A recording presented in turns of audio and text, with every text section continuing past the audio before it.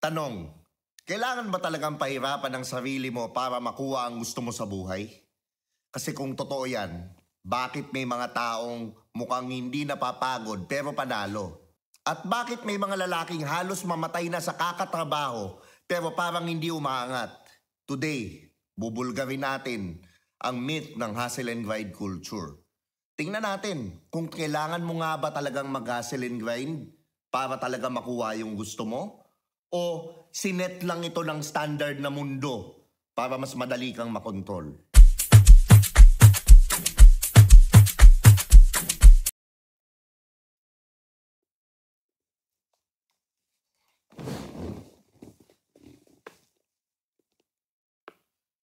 What's up guys? This is Tio Bray, ang host ng Do You Think Podcast. At ito ang podcast ng self-improvement, mapalalaki, mapababae. Kung gusto mo ng ganitong content, mag-subscribe ka na dito sa channel na to. Tulungan mo kaming mag 100,000 subscribers ngayong December. At maraming salamat sa Tritone Studios at Tritone Entertainment.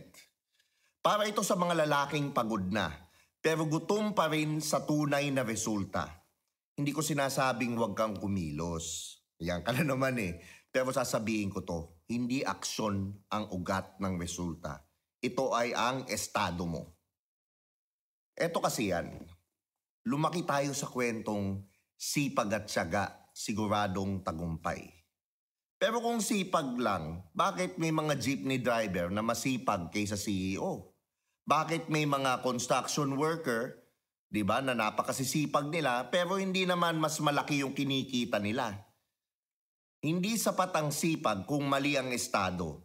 Kung internal narrative mo ay hindi ako karapat-dapat or I am not worthy, hirap ako palagi, swerte lang sila, andyan na yung mga salita mong wala akong ganon, ayoko ngang sabihin, no? Kita mo ngayon, no? Wala akong ganon, mahal yan, ay hindi ako bibili ng ganyan kasi para sa pamilya ko yan, naanuin ko, kung ako yumaman, hindi ako bibili ng ganyan. So, basically, yun yung mga nangyayari sa utak mo, yun yung sinasabi mo, yun din ang resulta mo. So, bumalik tayo sa turo ni Neville Goddard. Kilala niyo si Neville Goddard, di ba? Isa siya sa mga spiritual teachers na nagtuturo ng manifestation noon. Ang sabi niya, assume the feeling of the wish fulfilled. Ibig sabihin, unahin mong maging taong meron na ng bagay na gusto mo sa loob bago mo habulin sa labas. Anong ibig kong sabihin nito? Kung ang reality mo, for example, napakapangit, diba? Nakikita mo, pangit yung reality mo. Hindi mo kailangan, para baguhin mo siya, hindi mo kailangang ayusin yung reality mo. Ang kailangan mong ayusin, eto kasi yan, yung loob mo, yung nangyayari sa loob mo. Ang reality kasi para sa akin, guys, is actually a mirror of who you are. Pag umarap ka sa salamin, tanungin kita, nakita mo nakasimangot yung reflection sa salamin. Anong gagawin mo? Unang-una mong gagawin? Para ngumiti siya. Pangingitiin mo ba yung salamin? Di ba hindi? Ang una mo nangingiti is ikaw. Pansinin mo, kung ikaw yung nangyayari sa loob mo, yun din ang nangyayari sa reality mo. Kung sa loob mo, supot ka, hirap ka sa buhay, sad boy ka dyan, guess what? Ang reality mo, ganun din, sad boy. Whatever you think, whatever you believe, yun ang nangyayari sa reality mo. Sabi nga nila, di ba? Your thoughts create your reality. So, ano nga ba ang law of assumption? Eto na yan, mas masaya. Unang-una, estado mo. Okay? Estado mo at mga ginagawa mo sa buhay. Meaning, in English, yung state mo, state of mind mo, kung ano yung mismong consciousness mo. Ito yung state of being mo na nagdidikta ng kilos mo, tono mo, desisyon mo, pati yung mga nakikitang cues sa mundo. Ano nga ba yung mga sikreto nito? Unang-una, yung feeling. Feeling is the secret, hindi yung positive thinking. Embodied feeling na tapos na, as if nangyari na. Example, gusto mo ng love, gusto mo maka-attract ng relationship, anong kailangan mong unang gawin? Bibigyan kita ng time mag-isip. Okay, i-comment mo below yung ano mo para masagot natin. Pero eto yan, kung gusto mo ng love, kailangan mahalin mo muna yung sarili mo. Kasi usually sa love, hinahanap natin yung mga hindi natin nakuha nung bata tayo. So perfect example, hindi mo nakuha ang atensyon sa mga magulang mo. Ikaw din, gusto mo rin ng atensyon. So ikaw, ang tendency mo, lagi kang seeking attention. Ayan na yung mga gumagawa ng away. Ayan na yung mga nagpapapansin. Ayan na yung kailangan ng constant validation na lagi mong i-assure lagi kasi nga sobrang insecure sa loob. So pag ganun ka, guess what? Ang maa-attack mo, yung mga taong unemotionally available. Yan yung mga taong busy, walang time sa'yo, walang hindi ka pinapansin. Yun na na-attack mo, which is version lang yun nung magulang mo nung bata ka. So, yan yun. Ang importante is feeling. So, anong kailangan mong gawin? Gawin mo yung mga mag-generate ng feeling na mayaman ka na. For example, gusto mo naman yaman, gawin mo yung mga bagay na mag-generate ng feeling ng mayaman ka na. Ano yun? Yun yung siyempre pag mayaman ka na, siyempre mapagbigay ka, di ba? Tumutulong ka na sa tao. Hindi mo kailangan yumaman para tumulong sa tao. Ngayon pa lang, tumulong ka na sa tao. Last money mo, ibigay mo na, itulong mo, and trust the universe na ibibigay niya sa'yo. At lagi kanyang ipro-provide. Isa pa, pag mayaman ka na ba, tingin mo may pakialam ka pag bibili ka ng mga bagay na mga gusto mo? Siyempre, wala, di ba? Hindi ko sinasabing walagsakin mo yung pera mo. Pero wala namang masama na paminsan-minsan, wag mo namang isipin yung pera. Ibilin mo yung gusto mo. Kasi halimbawa, for example, yung jacket na mahal. Kung yung jacket na yon magiging feeling mo, napakayaman mo and you're making it. If it's going to generate that feeling of abundance, why not buy it? Di ba? So, ganun siya. So, perfect example, sa kotse mo, i-appreciate mo. Di ba? Na nagdadrive ka, ini-imagine mo na, feel mo na. Why won't you try to go to, for example, yung dealership, mag-test drive ka ng kotse. Tingnan mo. Di ba? Sakyan mo, i-feel mo, i-ano mo, and then tandaan mo yung feeling na yun. I-hold mo yung feeling na yun kasi yun na nagba-magnetize ng manifestation mo. So, second is, of course, bridge of incidents.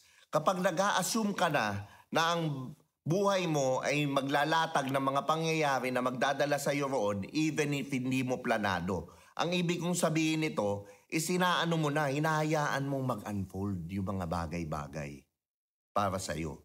Hindi mo siya nire-resist. So perfect example. Ano bang ibig kong sabihin nitong bridge of incident? Usual na nangyayari niyan pagka is, for example, nag-manifest ka ng jowa. Ang gagawin niya sa'yo, either bibigyan ka niya ng mga taong magpaparealize sa'yo ng self-worth mo, ayan yung mga taong emotionally unavailable, para to point you in the direction na ito yung kailangan mong i-heal sa sarili mo. Dahil kasi hindi ka nabigyan ng atensyon ng magulang mo. So anong gagawin mo ngayon? I-heal mo yon, bibigyan ka ng taong magti-trigger nun, ayan na yung mga emotional, hindi ka kasi pinaparusahan ng universe, tinuturoan ka niya ng lesson, binibigyan ka niya, iharap niya yung taong na yun, na para ma-realize mo na, wow, okay, dahil ito, hindi niya ako pinapansin, kailangan pala ibigay ko sa sarili ko, kailangan maging buo ko. So, kailangan pala, hindi ko kailangan ng ibang tao para magawa. Kailangan ko lang pala yung sarili ko. Diba? Perfect example, gusto mo ng bagong kotse, pwedeng sirain niya yung kotse mo ngayon. Pwedeng mabangga ka. Pero ikaw naman, siyempre, si negative ka, tingin mo, napaka-negative nito. Pero hindi naman negative kasi ang nangyayari. Well, in fact, sinira niya yung kotse mo to make new way for the new kotse. Hindi mo alam, hindi mo kailangan malaman kung paano siya mangyayari. Ang kailangan mo lang is be ready. Make your vessel ready to receive that new car. Yun ang kailangan mong gawin. So, hindi mo talaga kailangan isipin paano mangyayari kasi trabaho ng universe yun. Okay? So, ang kasunod naman natin is siyempre yung inner conversations mo sa loob. Diba? Ito yung usapang paulit-ulit sa utak mo. Yan ang magnet mo. Anong ibig ko sabihin ng inner conversations? How do you talk to yourself? Kasi minsan, kahit sinasabi mong ako ang pinakamagaling dito, pero kung sa loob-loob mo, subconsciously, hindi ka naniniwalang kaya mo at talagang yun ang nangyayari sa utak mo, hindi yun mangyayari. Diba? Kung ikaw, halimbawa, nagbigay ka ng tulong na, let's say, ang sinasahod mo, 15,000, nagbigay ka ng tulong na 5,000, pero sa loob-loob mo, di ba, parang meron ka pa rin mga doubts sa sarili mo na hindi ka ipoprovide ni universe, na nandun ka pa rin sa scarcity mindset. So, hindi siya mabibigay sa'yo. Perfect example, gusto mo maka-attract din ng mga magagandang babae or gwapong lalaki. Pero kung nasa loob mo, tingin mo sa sarili mo, pangit ka, hindi ka attractive, wala kang kwentang tao, hindi ka naniniwala sa sarili mo, feeling mo you're not enough, hindi mo pa rin ma-attract yun. So anong ibig kong sabihin? Talk gently to yourself. Paulit-ulit kong sinasabi sa mga video ko, paano mo ba kausapin ng best friend mo? Yung best friend mo ba sasaktan mo? Sasabihin mo ba sa kanya na ganito, na hindi ka magaling, pangit ka, ano ka? Hindi. Di ba? Hindi. Pero bakit sa sarili mo, kung kausapin mo yung sarili mo, parang sinasabi mo sa sarili mo, hindi siya maganda, pangit siya, ang dami mong insecurities, di ba? Keso mataba ka, keso ano ka. Kung feeling mo na insecure ka, na ano ka, di why not work out? Why not mag-skincare ka? Why not eat better? Di ba? Why not study your job para mas maging magaling ka? And be the best that you can be. And then you can believe within yourself na napakagaling mo at napakagwapo mo. And then you will start to attack better things. So ano nga ba yung kasunod yan? Siyempre, kailangan mong revision. Kailangan mong i-rewire yung utak mo to a new way of thinking. Medyo mahirap to. Actually, for me, to be honest, 1 year to 2 years ko rin to talagang tinabaho ng todo. And kahit papano ngayon, unti-unti tinatrabaho ko pa din. Pero hindi na katulad nung dati. Kasi yung dati talagang nag-struggle ako 1 year talaga. Pinaghirapan ko, inayos ko yung isip ko. So ang sa akin, ito ang pinakamagandang exercise. Unang-una, for abundance to, sabihin ko ito, favorite practice ko dati. Tinuro sa akin ng isa kong kagrupo. Diba? Shoutout sa iyo, Clive. Diba? Miss na kita, bro. Anyways, ito yung tinuro niya sa akin. Kasi dati, ako, naalala ko, lagi akong surrender sa universe. Pero pag nandyan na yung bill ng Meralco, biglang na-outshaken ako. Na ano ko na parang, uy, anong ginagawa ko? Okay, kahit peke, ngingiti ako. Ngingiti ako and then sasabihin ko, I surrender to you, universe. Ikaw nang bahala sa akin. Kahit na ano. Kasi yung pagngiti, di ba minsan nga, kahit kagatin mo lang yung pencil, pag ngumiti ka, nagko-command na yun sa katawan mo ng positivity. And then you start with gratitude. Always start your day with gratitude. Pagising mo, mag-thank you ka kagad. Or even ako, ginagawa ko, I send a gratitude text to 3 people in my life. For example, random lang to na magpapasalamat ako sa kanila, sa mga ginawa nila for me. And it starts my day with gratitude. Gratitude kasi napakataas na vibration yan. So you can start with gratitude, stay in the present moment. Tingnan mo kung ano yung meron ka. Paano ka magbibigyan ni universe kung yung meron ka, yung binigay niya, hindi mo man lang na-appreciate, hindi mo napapansin. Perfect example na lang, paggising mo eh. Di ba? Na-appreciate mo ba? Kailan mo na-appreciate yung paggising mo? Eto sabihin ko sa'yo, bigyan kitang $20 million ngayon, tatanggapin mo hindi? O malamang tatanggapin mo, di ba? Pero eto yan, eto catch, sabihin ko sa'yo, bukas hindi ka nagigising. Tatanggapin mo pa rin ba? Siyempre hindi. Eto anong point ko dito? Yung pagising mo is worth more than $20 million, pero bakit hindi mo na-appreciate araw-araw? Napaka-importante ng pagising. Madaling gumawa ng pera. Yung pera na yan, ilusyon yan. Pero yung time, yung buhay ka, kaya mong gumawa ng pera. Pag-align ka, napakadali ng pera. Diba? So, kailangan i-revise mo din yung mga nangyayari. Kailangan i-rewire mo yung neural pathways mo sa utak mo. Ika nga ni Joe Dispenza. At kung gusto mo naman, siyempre, mag-deep dive pa dun sa, para ma-rewire natin kung paano yung programming mo, available po ang online coaching natin. One-on-one coaching online dito kay Tio Bray. 90 minutes po siya. Ulitin ko lang po, hindi po siya libre. Para lang po sa talagang seryoso. Kung hindi naman po kaya ng budget, wala naman pong problema. Meron pa rin akong free content. Pero kung gusto nyo lang ng tailor fit at talagang makapag-usap tayong dalawa, maayos natin ito, mag-email lang kayo sa tiobrightv@gmail.com at syempre mag-reply din sa atin ng mga dyan. May mag-aasikaso dyan para makakuha tayo ng magandang schedule. Okay, so moving on to more important things. Hindi sinasabi ni Neville Goddard na huwag kang kumilos. Ang sinasabi niya, kumilos ka ng mula sa bagong estado. Meaning, kumilos ka with a new state, with a new thinking, with positive thinking. Hindi nga actually positive thinking ang tawag ko doon. Sorry for the word. Pero yung kilos mo, yun na yung gusto mong mangyari. Meaning gusto mong yumaman, kailangan ngayon mayaman ka na. Kailangan feeling mo mayaman ka na. Kailangan yung bihis mo, kahit naman hindi mahal.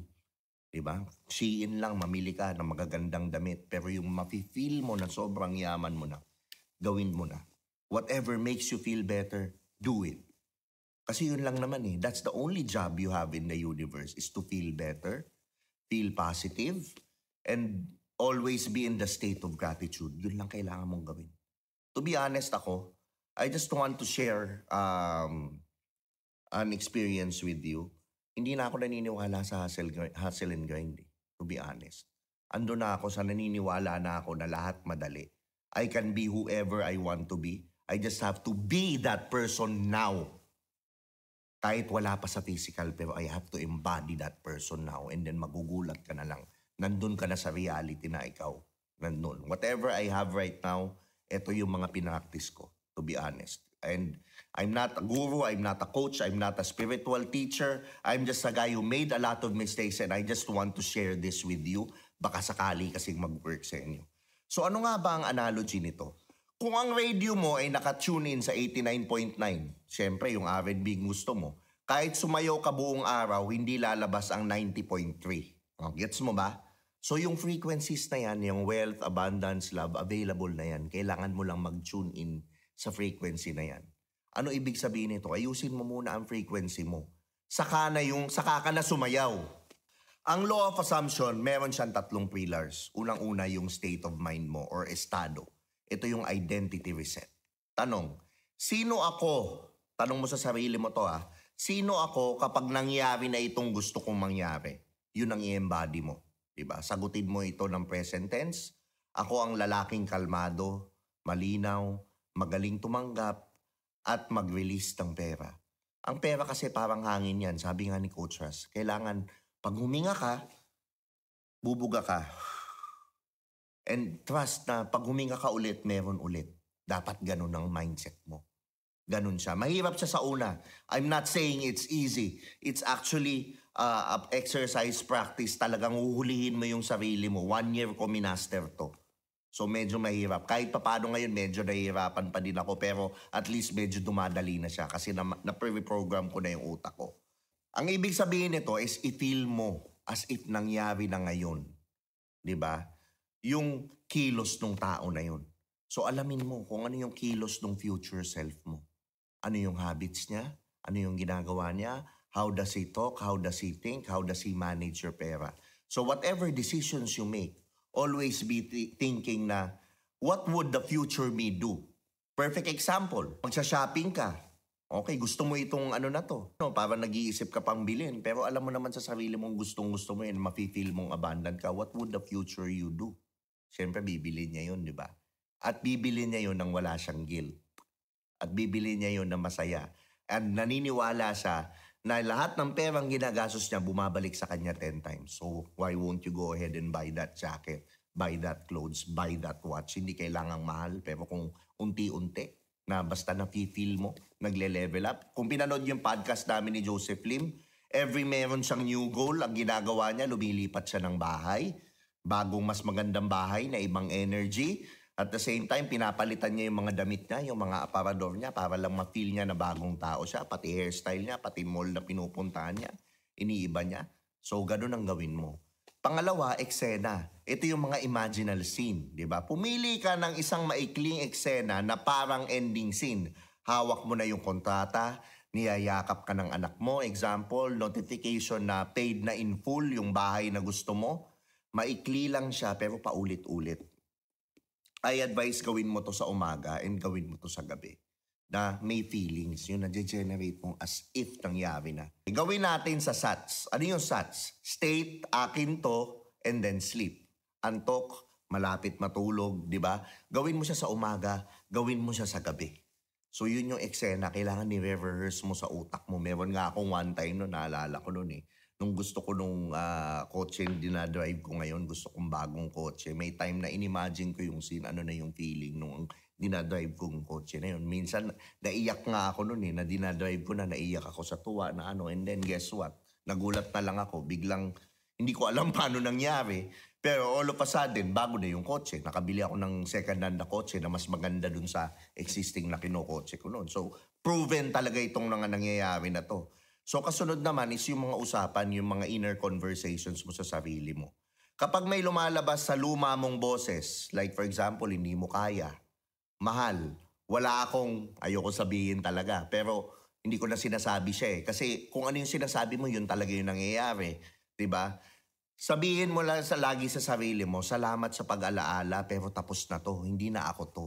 'Di ba? Or you can even say that universe, that's not for me, I don't wanna participate. Next, sabihin mo sa utak mo or sabihin mo verbally, mas maganda verbally. And then palitan mo ng assume voice, natural lang sa akin ang ganitong resulta. Ako lagi ko sinasabi kada umaga, life just keeps on getting better and better.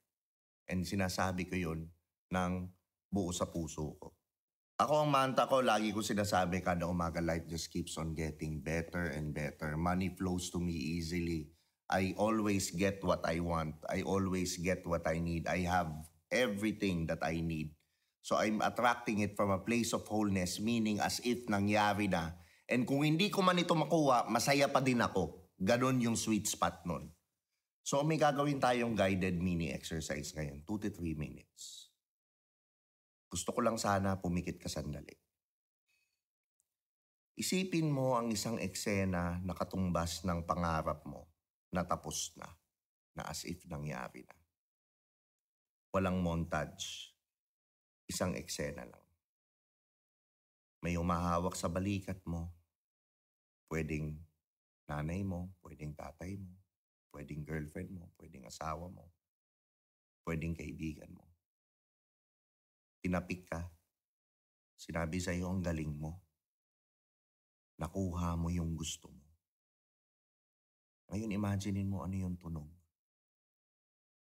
Ano yung feeling? Ano yung amoy? Ano yung feeling na nararamdaman mo ngayon, yung joy na nararamdaman mo na niyayakap ka, sinabi sa'yo nung taong to na nakuha mo na. Ngayon, ramdamin mo, kamusta ang dibdib? Paano ka huminga? Anong itsura ng lakad mo kung ganito ka araw-araw na as if nakuha mo na yung gusto mo? Isipin mo, imaginein mo kung paano ka magbihis, paano ka gumalaw. Isipin mo paano ka mag-isip, paano ka gumalaw. As if nakuha mo na yung gusto mo. Paano yung feeling mo. Imaginein mo lang. Bibigyan kita ng time. Imaginein mo lang na lahat ng tao pinapalakpakan ka na. Imaginein mo yung mga senaryo na nakuha mo na yung gusto mo, anong maramdaman ng anak mo, mga tao sa paligid mo. Ngayon, dahan-dahan mong sabihin tahimik, natural lang sa akin to. At bago bubuksan ng mata, piliin ang isang maliit na aligned action today. Isang tawag, isang DM, isang page sa proposal, galing sa bagong state at bagong ikaw. So ano nga ba ang common objection? Sobra'y tamad ka lang. Hindi. Action pa din. Pero hindi panic. Hindi proving. Action as expression, hindi action as compensation. Paano pag di gumana? Hindi mo minabadali ang seed. Law of surrender. Timing ay hindi control, kundi tiwala. Ituloy mo lang. You align with it, you act, and then you revise as you go on. Ano nga ba ang real life na para ma-reframe natin ito?